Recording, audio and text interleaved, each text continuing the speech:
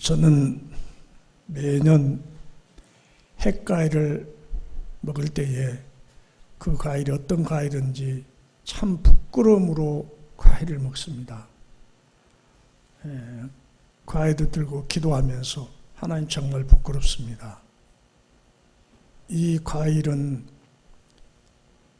농부에게 알곡으로 보답하고 있는데 나는 금년 1년 동안 하나님의 은혜를 받고 살았으면서도 내가 하나님 앞에 무엇을 돌려드렸는지 부끄럽습니다. 또 그래요. 여기 보면 귀한 열매들이 이렇게 연결해 있는데 이렇게 감 하나만 놓고 한번 생각해 봅시다. 감이 봄에 싹 트고 꽃 피고 열매 맺고 그래가지고 그냥 시간만 가면 가을에 이렇게 탐스럽게 익어가는 열매가 됩니까? 봄에 꽃이 피었을 때부터 얼마나 병충해가 많이 달려듭니까? 그리고 이제 열매가 딱 맺었을 때부터 또 왜 그리 또 장마는 긴 장마가 오고 또 그렇게 태풍이 와서 그냥 떨어뜨리려고 흔들어 대잖아요. 그때 또 많이 떨어지죠. 근데 나무 그 이파리를 한번 생각해 보세요. 바람이 와서 막 잎을 떨어뜨리려고 그렇게 세차게 몰아치면 잎이 막 갈갈이 찢어지기까지 하잖아요. 떨어지고. 근데 아마도 그 잎이 감각이 있는 그런 어떤 존재라면 그런 생각을 할 것 같아요. 내가 떨어지면 안 된다는 거예요. 내가 이 바람에 떨어져 버리면 이 열매를 누가 연글게 할까?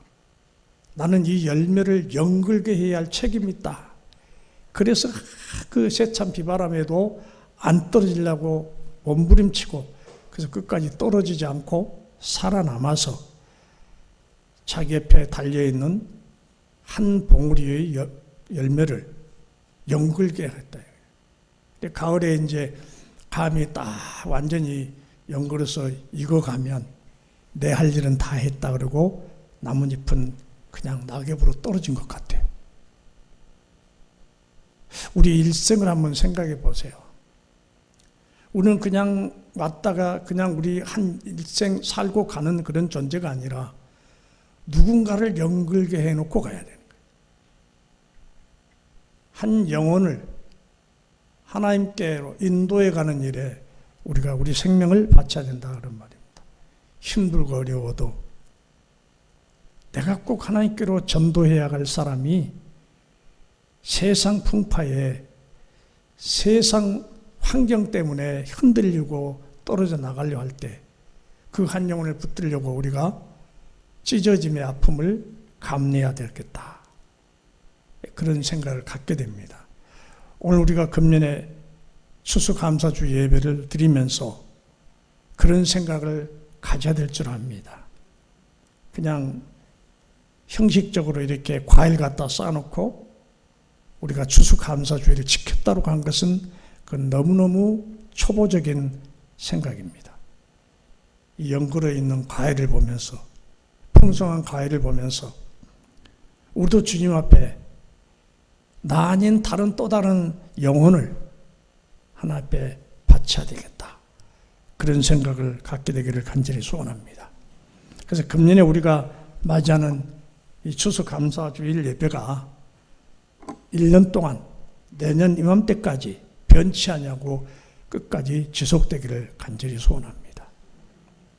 현재 지구상에 살고 있는 인구는 대략 72억 정도 된다고 합니다. 그런데 그 많은 사람들이 모두가 다 문제를 가지고 있어요. 염려하면서 합니다. 무엇을 위해 살고 있을까?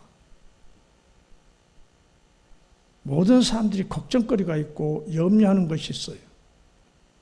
어떤 사람들은 오늘 이 끼니는 다행히 해결했는데 다음 끼니를 어쩔까? 그런 걱정을 하고 삽니다. 여기 젊은 성도님들은 그런 것에 어떤 감동이 없을 거예요. 그런데 나이 많으신 분들은 이해가 되리라고 생각합니다. 우리가 흉년을 지날 때에 바닥나는 도가니를 보면서 다음 끼니를 어떻게 할까? 특히 어른들은 더해요. 걱정이. 입술이 바싹 타들어가면서 배를 곪고 있는 자식들을 쳐다보면 기가 막히는 거죠.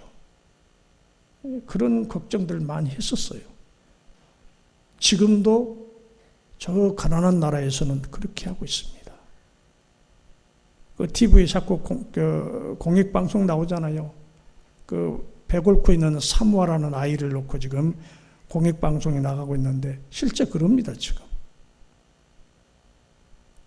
그런데 우리나라만 하더라도 아이들이 없어서 못 먹는 것이 아니라 그냥 안 먹어요. 간식을 먹고 그러니까 안 먹어요. 그래서 어떤 부모들은 애기들한테 밥 먹이려고 밥 숟갈 떠가지고 따라다니면서 이것만 먹으면 엄마가 뭐 해줄게, 뭐 해줄게. 그것이 꼭 나쁘다고 하는 것은 아닌데 또 어떤 사람들은 더 재밌는 일이 없을까? 그래서 맨날 재밌는 일을 찾아다닙니다. 그렇지만 온 인류가 갖고 있는 한 가지 공통적인 질문은 있습니다. 오늘 말씀을 드리면서 인류가 던지는 본질의 질문, 그리고 그 질문에 대한 분명하고도 확실한 대답을 듣게 되기를 원합니다. 19절 말씀 보면 사도 바울이 저번 시간에 말씀드렸다시피 그 귀신들로 점치는 여자의 귀신을 쫓아내서 그 여자가 이제 점을 못 치게 돼요. 그러니까 이제 이익의 소망이 끊어진 거죠. 귀신이 있어야 점을 치고 점을 쳐야 돈을 벌 건데 귀신이 떠나버리니까 점을 못 쳐. 점을 못 치니까 돈벌이가 안 되는 거예요. 그러니까 이 주인들이 대단히 화가 난 겁니다. 그래서 분풀을 누구한테 하느냐? 사도 바울에게 한 거예요. 그래서 고발해버립니다. 사도 바울과 신라를 고발합니다. 오늘 20절과 21절은 여종의 주인들이 사도 바울을 고소하는 그런 내용이 나오는데 전혀 알맹이를 빼버리고 엉뚱한 것으로 고발합니다. 그렇게 얘기했어야 맞아요. 그 관원들한테 이 사람은 유대인인데 우리가 알지 못하는 풍속을 전할 뿐만 아니라 우리를 소욕케 한다. 그렇게 얘기하고 실은 저가 우리 여종이 있었는데 귀신 들려서 점을 쳐서 나에게 돈벌이를 많이 해준 사람인데 이 사람들이 그 귀신을 쫓아내서 우리 여종이 돈벌이를 못합니다. 그 얘기해야 돼요. 근데 그 얘기는 딱 빼버리고 사도 바울의 출신 유대인이라는 거 그걸 얘기합니다. 그리고 소요를 일으킨다는 거예요. 언제 사도 바울이 소요를 일으켰어요? 왜 유대인이냐고 그랬냐면 그때 당시 로마 황제가 클라우디오 황제가 유대인들을 로마에서 다 추방시켰어요. 다 너희들 다 돌아가라 그랬어요. 그러니까 지금 빌립보 시 사람들도 유대인들을 안 좋게 보는 거예요. 그것을 지금 이 여종의 주인이 이용하는 거예요. 우리나라 지금 분위기가 유대인들을 싫어하는 것이기 때문에 내가 이 사람이 유대인이라는 것을 내가 고발해야 되겠다. 그래서 고발한 거예요.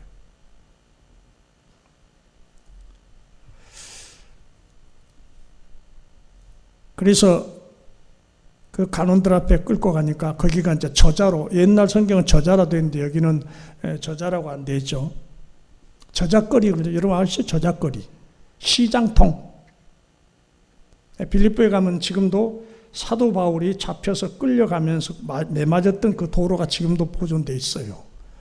사람들이 많이 모인 것이 저자인데 그걸 이제 아고라라 그랬는데 거기는 시장만 열린 것이 아니라 많은 사람이 모이니까 거기에서 무슨 또 변론하고 철학가들이 모여서 토론하고 그리고 이제 거기 또 법정도 있고 그런단 말이에요. 거기를 끌려갔습니다. 거기 끌려가가지고 얼마나 많이 맞은지 몰라요. 너무너무 많이 맞습니다. 너무 억울하잖아요. 귀신 들려 괴롭힘 당하는 그 여인에게서 귀신을 쫓아내고 여인을 자유케 해줬어요. 그런데 그것을 죄라 그래가지고 잡아다가 엄청 많이 맞습니다.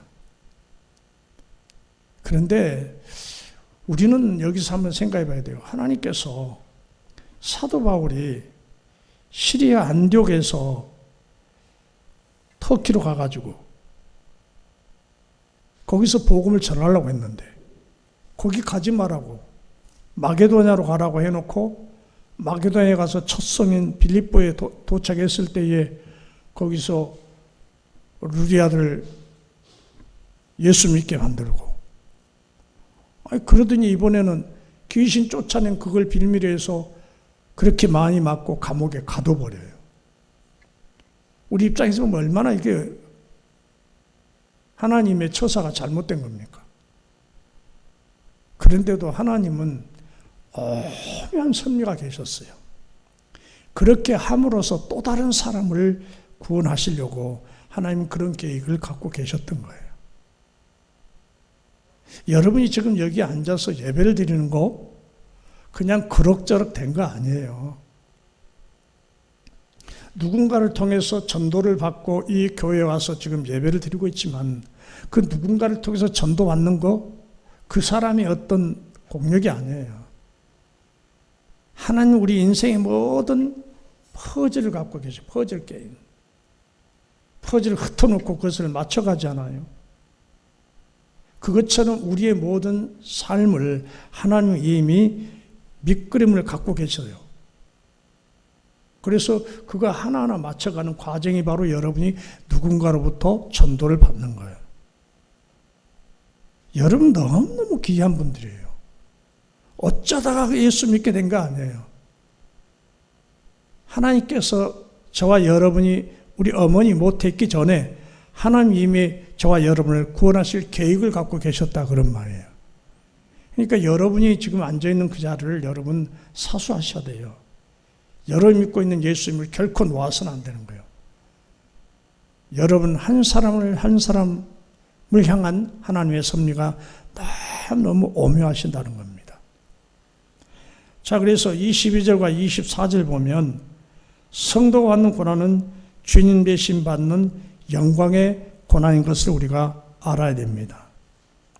여종의 주인들에 의해 고소당한 바울과 실라가 빌립보의 관원들에게 매를 많이도 맞았습니다. 정한 것이 없는 매질이었어요. 몇 대까지만 때리는 게 아니어서 죽지 않을 만큼 때리라는 거예요. 죽지 않을 만큼 매를 맞은 겁니다. 바울과 실라는 무엇 때문에 이런 고난을 당했습니까? 바로 그리스도 때문입니다. 그리스도의 증인으로서 복음을 전하다가 매맞고 큰 고난을 당한 것입니다. 억울합니까? 우리가 그런 매를 맞았을 때 억울하다고 주님께 하소연해야 됩니까? 그래서 바울과 실라는 그 매 맞고 죽지는 않았어요. 그런데 예수님은 저와 여러분을 위해서 모진 매를 많이도 맞으시고 마지막에는 십자가에서 죽으셨습니다. 그게 누구를 위한 죽음이었나요? 누구를 위한 매맞음이었나요? 바로 우리를 위한 매맞음이고 우리를 위한 죽으심이었다 그런 말입니다. 그런 주님의 은혜를 받고 살아난 우리가 주님 때문에 고난받는다고 억울해할 일이 하나도 없다는 거예요. 단지 우리가 그걸 모를 뿐이에요. 그래서 우리가 조금 고난이 있을 때에 주님을 쉽게도 원망을 합니다. 아니 주님 살아계신다면서 그럴 수가 있습니까? 내가 왜 이렇게 고난당해야 됩니까? 내가 그렇게 특별히 잘못한 게 있나요? 우리가 반문합니다. 그러나 하나님께서는 우리로 하여금 그 고난을 통해서 주님의 큰 사랑을 더 깊이 깨닫고 그로 인해서 주님의 귀한 복음이 증거되기를 바라고 계신 겁니다. 우리가 그리스도를 위해 당하는 고난은 영광스러운 고난입니다. 그리스도로 인해 우리가 당하는 고난이 클수록 영광도 크기 때문입니다. 오죽하면 선교를 최고의 영광으로 알았을까요? 자주 듣는 얘기입니다만은 6.25 때 공산당들이 와가지고 제일 먼저 잡아가고 죽이는 사람이 기독교인이었어요. 근데 우리 마을에 예수를 잘 섬기는 장로님이 계셨는데 누가 이제 고발한 겁니다. 저 반동 분자는 교회 장로라고. 그래서 잡혀왔어요. 잡혀서 죽이겠다고 마당에다 세워놨는데 장로님이 그렇게 찬양을 하면서 막 하나님께 영광을 돌린 거예요. 가만 들어보니까 나 같은 것을 순교자의 반열에 세우셔서 하나님 정말로 감사합니다. 감사합니다. 그러니까 그 공산당의 장로를 안 죽이고 그냥 갔어요. 나가 왜 네 좋은 일을 해?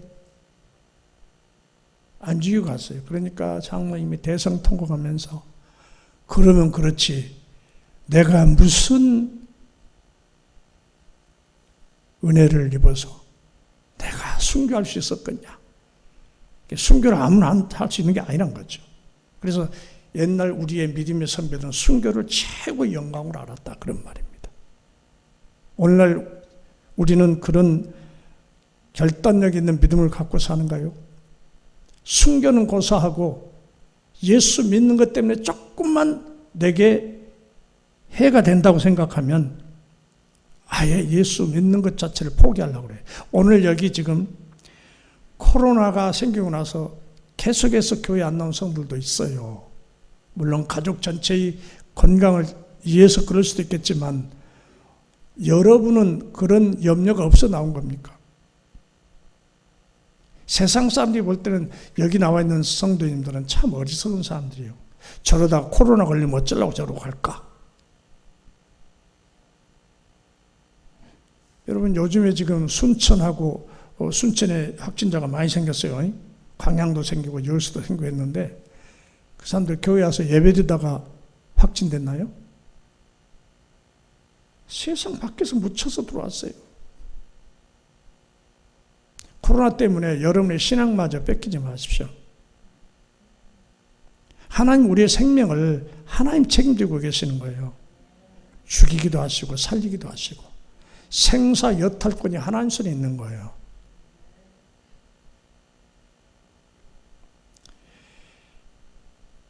(25절) 보면 지금 감옥 안에서 실컷 얻어맞고 지금 착고에 지금 채여 있어요. 지금 그냥 이렇게 채우는 거 아니라 이렇게 수갑 채우는 거 아니라 땅에 구멍을 파고 거기다가 쇠고랑을 채워서 손도 까딱 못하게 하고 발은 통나무 위에 구멍을 뚫어서 거기다가 발을 집어넣고 쫙 벌리게 해놓은 거예요.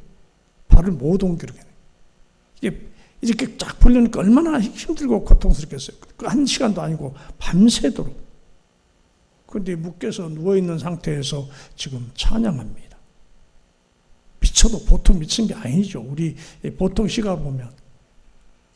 지금 맞아갖고 덩어리는 진물이 질질 흐르고 아직 머리에서도 뭐 피가 멈추지 않은 그런 상태였을 거예요. 그런데 바울과 실라가 지금 누워서 찬양하고 있습니다. 미쳐서 찬양한 것이 아니라 온전한 정신 하나님을 찬양하는 거예요. 왜 찬양했을까요? 나 같은 죄인이 무엇이간데 예수를 핍박했고 예수 믿는 사람들을 감옥에 갖다 집어넣고 그런 못된 짓은 다 했던 자기 말대로 죄인 중에 괴수된 자기를 예수 믿게 하시고 또 예수 때문에 복음 전하다가 이렇게 내가 고난당하고 있는데 이게 얼마나 영광스러운 일입니까 하나님? 하면서 찬양했던 거예요.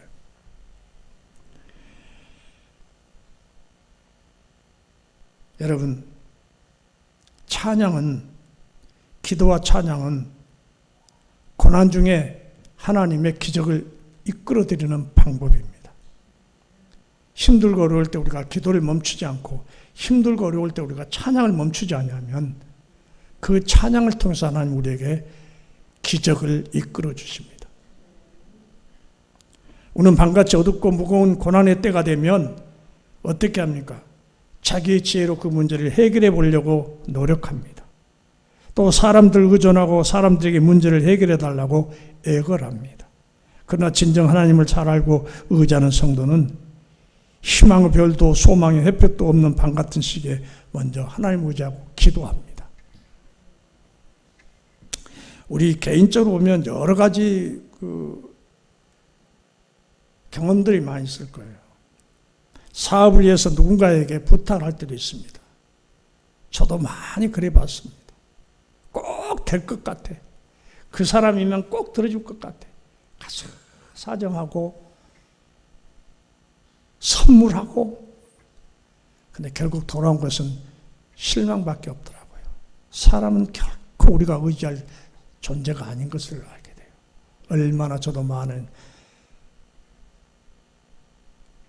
속임을 당한지 몰라요. 근데 속임을 당한 것이 아니라 내 스스로가 속았던 거죠. 내 자신에게. 어려울수록 우리가 하나님 의지하고 하나님께 기도하는 지혜 있는 성도들을 간절히 소원합니다. 언제 우리들이 기도하고 찬미할 때입니까? 모든 일이 형통하고 잘 풀려나가면 그때 찬양하는가요? 그럴 때는 다른 사람들도 좋아해요. 하나님께 감사해요. 믿지도 않으면서 하나님 감사합니다. 우리 아들이 이번에 서울대 합격했어요. 감사합니다. 그건 감사가 아니죠. 하박국 선지자의 기도처럼 비록 무화과 나무 잎이 무성치 못하고 포도나무에 솥이 없고 우리의 양이 없을지라도, 나 안에 어떤 것이 보이지 않아도 내게 어떤 소득이 없다 할지라도, 다시 말하면 내가 원하는 것이 이루어지지 않는다 할지라도 하나님을 인하여 찬양할 수 있는 그 찬양이 참 찬양이에요. 그 믿음이 참 믿음인 거예요. 그때 드리는 감사가 참 감사예요. 그럴수록 하나님을 의지할 때 그 의지가 참 의지예요. 바울과 실라가 고난 중에도 기도하고 찬송하니 어떻게 되었습니까? 옥문이 열리고 착고가 풀려있지 않았습니까? 고난 중에 기도와 찬송은 이적을 부르는 소리라고 제가 말씀드렸습니다. 자, 지금 두 사도가 감옥에 갇혀서 지금 한밤중에 찬송하는데 갑자기 옥문이 막 흔들립니다. 옥토가 흔들립니다. 지진이 났겠죠. 지진이 우연히 나서 그 옥토가 옮긴 게 아니에요. 하나님께서 두 사도가 갇혀있는 그 옥토를 향해서 흔들어 놓으셨죠. 그래서 착고가 다 벗어지고, 그러니까 간수가 자다가 깨어 일어나서 보니까 옥문이 다 열렸어. 옥문이 열리면 죄수가 도망갔을 거 아니에요. 그러니까 자결을 하려고 그랬어요. 왜 그러냐면 로마법에 간수가 죄인을 지키다가 그 간수가 도망가면, 죄인이 도망가면 간수가 대신 죽어야 돼요. 그러니까 죄인들이 다 도망간 걸로 알고 자기가 자기 스스로 목숨을 끊으려고 그래요. 근데 사도가 그때 급히 소리잖아요. 우리가 다 여기 있다. 네 몸을 해야지 마라. 간수가 놀래가지고 등불을 들고 들어갔어요. 그런데 원문에 보면 등불을 2개를 들고 가, 2개를. 바울과 실라를 동시에 비춰보려고. 바울과 실라가 거기 있단 말이에요. 그러니까 오늘 그 간수가 제일 먼저 던졌던 질문이 뭐예요? 선생들아. 원문에 키리오가 나서 키리오. 주, 그 말이에요. 주여. 이제 우리말은 선생들이었는데, 주여. 영적인 생명의 주인님이 아니라 정말로 자기가 경배해야 할 그런 위대한 인물로 본 거예요. 막 굉장히 두렵게 보는 거예요. 주여. 선생들이여. 그리고 그 다음에 나온 말이 제가 서론에서 말씀드렸던 온 인류가 던지는 질문을 거기서 던집니다. 무슨 말이었죠? 한번 볼까요? 주여 내가 어찌하여야 구원을 얻으리까 그랬습니다. 본질적인 질문을 던지고 있는 겁니다. 가장 급할 때에, 더 이상 어떤 자기 생각에 여유가 없을 때에 자기 입에서 튀어나왔던 얘기가 뭐냐? 주여, 우리가 어찌하여 구원을 얻으릴까? 이건 간수의 물음이 아니라 온 인류의 물음인 것입니다. 72억 되는 많은 인구들이, 많은 사람들이 삶 속에서 그날 어려움을 봉착해서 어떻게 해야 될까 그렇게 묻고 살지만, 결론적으로 가장 중요한 질문은 자기 영혼에 대한 질문이에요. 내가 어떻게 해야 구원을 얻으릴까? 예수 믿는 사람만 그렇게 염려하고 근심하는 그런 물음이 아니에요. 전 인류의 근본적인 물음입니다. 그런데 여기에서 이 질문을 받은 바울이 뭐라고 대답하느냐? 그 대답이 온 인류의 물음에 대한 대답입니다. 우리 다 함께 해봅시다. 시작. 주 예수를 믿으라. 그리하면 너와 내 집이 구원을 얻으리라. 여기서 그 유명한 말씀이 나온 거예요. 사도 바울은 지체하지 않고 그 대답을 했습니다. 주 예수를 믿으라. 그리하면 너와 내 집이 구원을 얻으리라. 먹고 사는 문제가 아니에요. 간수의 직장의 문제가 아니에요. 이 질문에 대한 대답이 바로 우리가 영원히 안고 가야 할 대답입니다. 저와 여러분이 예수를 믿습니다. 그 이상 여러분이 더 가져야 할 다른 것은 없습니다. 그것이면 충분합니다. 여러분, 우리가 아무리 더 많이 가지려고 애를 쓴다 할지라도, 또 그렇게 얻었다 할지라도 그거 가지고 갈 건가요? 우리 냉철하게 생각해 봐야 돼요. 우리의 먼저 떠난 우리의 부모님들을 생각해 보고 우리의 선배들을 생각해 봐요. 그들이 떠나갈 때 가져간 거 있더냐고요. 저는 요즘 그 아침에 몇 시 하는 거는 잘 모르겠는데 영웅들의 시대라는 그 드라마를 보고 있어요. 현대그룹하고 그다음에 삼성그룹 그 두 그룹의 시대적인 상황을 이렇게 극으로 엮여놨는데 너무 재밌더라고요. 그분들이 뭐 가지고 갔나요? 얼마 전에 돌아가신 이건희 씨가 그 많은 거 가져갔나요? 정정 회장이 가져갔나요? 다 두고 갔지요. 우리가 하나님 앞에 가져갈 것은 아무도 없고 오직 예수 그리스도의 은혜로 우리가 예수를 믿었던 그 믿음 갖고 가는 거예요. 여러분 그 믿음을 놓치지 마세요. 버려놓고 갈 것 때문에 영원한 것을 놓쳐서는 안 되지 않을까요? 그런 손해간 장사가 어디 있어요? 영원하지 않은 것 때문에 영원한 걸 놓쳐버리는 그런 장사가 어디 있느냐고. 그런 손해간 장사는 안 해야죠. 우리 한 번 사는 인생인데 지금부터라도 우리의 믿음을 다시 점검합시다. 세상 것 때문에 우리의 믿음을 흔들리게 해서는 안 됩니다. 주여, 우리가 어떻게 해야 구원을 얻으릴까? 주 예수를 믿어라. 그리하면 너와 내 집이 구원을 얻으리라. 우리는 그 질문과 그 대답에 항상 열려있는 마음으로 긴장하면서 남은